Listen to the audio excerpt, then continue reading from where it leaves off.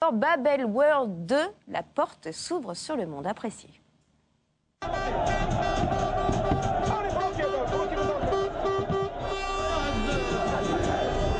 Des images qui ne partiront jamais de ma tête, c'est voir tout ce monde, toute cette foule, partout pareil, c'était partout, à l'aéroport, sur le chemin, à l'arrivée, au milieu, partout. Il y avait un bonheur, on sentait les gens heureux, je n'arrive pas encore à réaliser ce qui s'est passé 3 ou 4 jours après.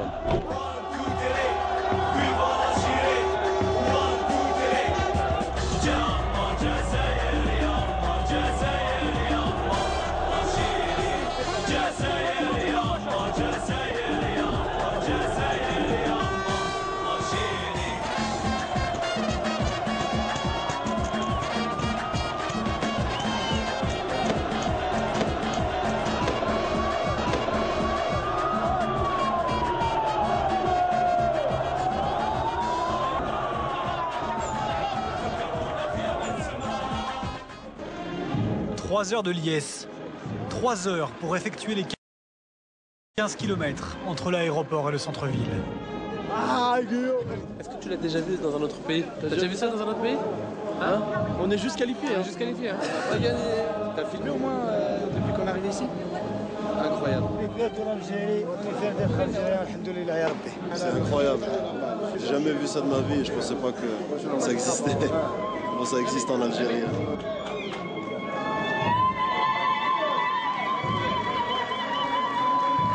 Les héros sont de retour au pays. 24 heures, une heure suprême. Le président Abdelaziz Bouteflika les décore et les remercie au nom du peuple algérien.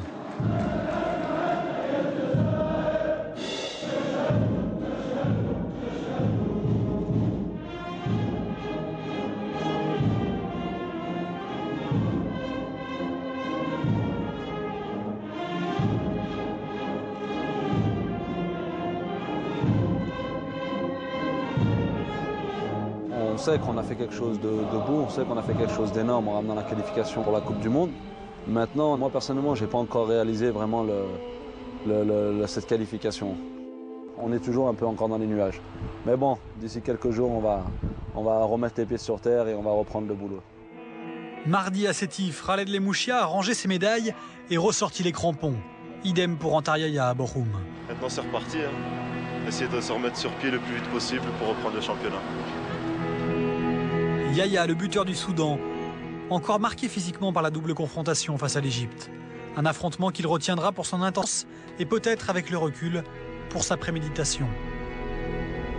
En octobre, avant-dernier match des qualifications, et déjà l'ombre des pharaons. Pour se mettre à l'abri, on avait le devoir de gagner par un score assez confortable pour se rendre en Égypte et être dans les conditions les plus favorables possibles. Il marque, bon après on égalise, après j'ai la balle moi de 2-1. Je la mets au fond, le ballon passe pratiquement, je crois, 1 mètre dans le but. Et l'arbitre ne l'accorde pas. Après, les Rwandais qui commencent à perdre du temps alors qu'ils perdent. On s'est dit, les gars, là, il y a un traquenard qui nous attend.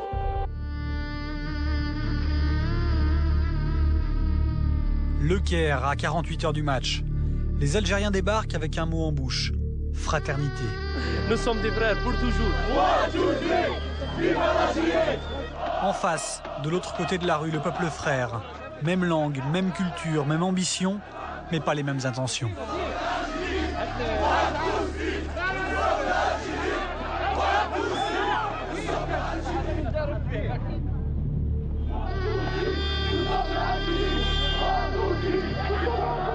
On est sorti rapidement de l'aéroport, donc nous on pensait que le plus dur était passé, mais en fait on s'était trompé.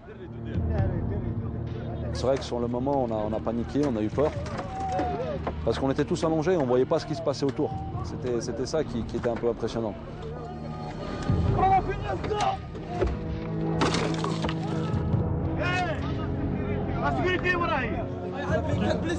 Qu'est-ce qui s'est passé, Majid? Qu'est-ce qui s'est passé?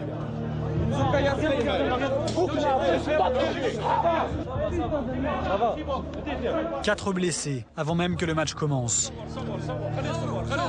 Nous sommes les seuls à filmer cette scène irréelle et ça dérange. Regardez avec quoi ils nous frappent. C'est ça là. C'est ce qu'il veut. Regarde, regarde. un joueur, il prend ça dans la tête. Imagine. C'est ça le football. C'est ça le football. C'est ça le football. Pour qu'ils voient les gens, c'est pas pour qu'ils voient les gens, c'est pas un joueur. Après, il te dit on est des frères. On n'est pas des frères. On va la gagner. On va la gagner. On va gagner. On va gagner. À cause de ça, on va gagner.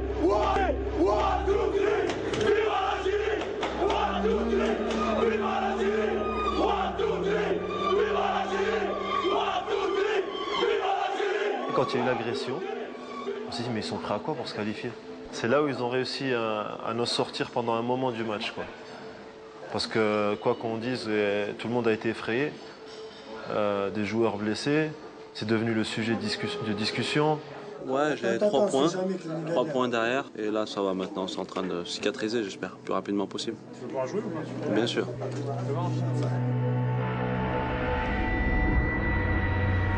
La peur cède peu à peu la place à la révolte. Tout le monde veut finalement jouer ce match. Tout le monde est apte, surtout les blessés. Ah, demain c'est le grand jour.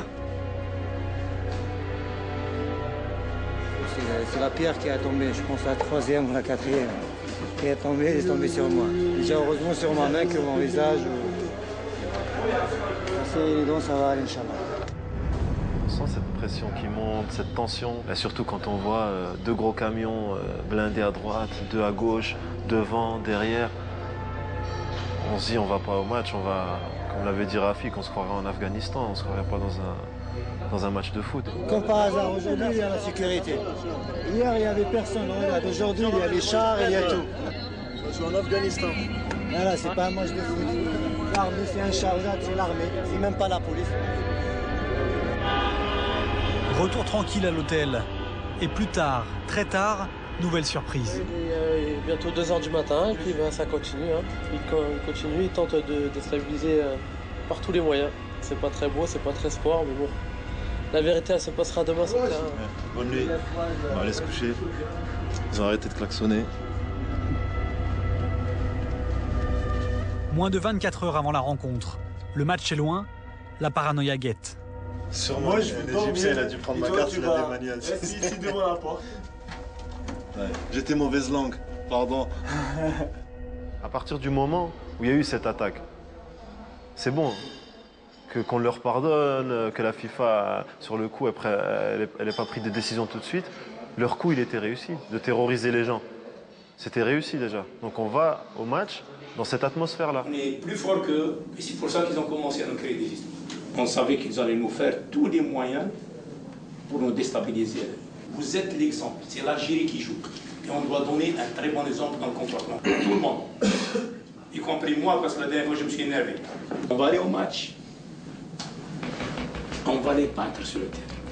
Et là, on va leur démontrer, on va leur dire, voilà, nous on mérite d'aller au Coupe du Monde. On est prêt pour le match. La guerre. Les champions, bon courage les champions. On rentre dans le match, on arrive au vestiaire, on se prépare. Et là, on rentre dans ce stade qui était incroyablement prêt à exploser. C'était un truc de malade, j'ai jamais vu ça. Tout ce qui criait en arabe, Égypte, Égypte. On dirait qu'ils te le criaient dans la tête et c'était un public fanatique, vraiment, c'était incroyable, incroyable. Les Fennecs ont surmonté tous les obstacles pour être au rendez-vous. Il n'en reste qu'un, une équipe d'Égypte survoltée qui doit marquer au moins 2 buts pour continuer à y croire. Première alerte dans le périmètre algérien, ça a failli être l'ouverture du score. Et Lounas Gawawi en 2 temps. 2 minutes seulement et 1-0. À 2-0, c'est match d'appui. Au-delà, c'est l'élimination. L'Algérie tient pourtant sa qualification jusqu'à la 95e minute. C'est bien joué par Bouguera. Une fois de plus. Oh là là, technique. Oh là là là là. Ultime coup derrière la tête. Il y aura match d'appui. Quand on prend le but, il y a la moitié de l'équipe qui s'effondre. C'est la première fois de ma carrière que j'ai eu le souffle coupé. Ça fait mal, c'est très très dur à digérer, mais on n'a pas le choix. Hein. Mais après, arrivé au vestiaire, et tout le monde disait c'est pas possible, on est bête de prendre un but comme ça et tout. Et il y a Karim Ziani qui s'est levé et qui a dit qu'est-ce qu'on fait? On continue à pleurnicher sur notre sort ou on va les battre au Soudan? On a vraiment senti, on s'est vraiment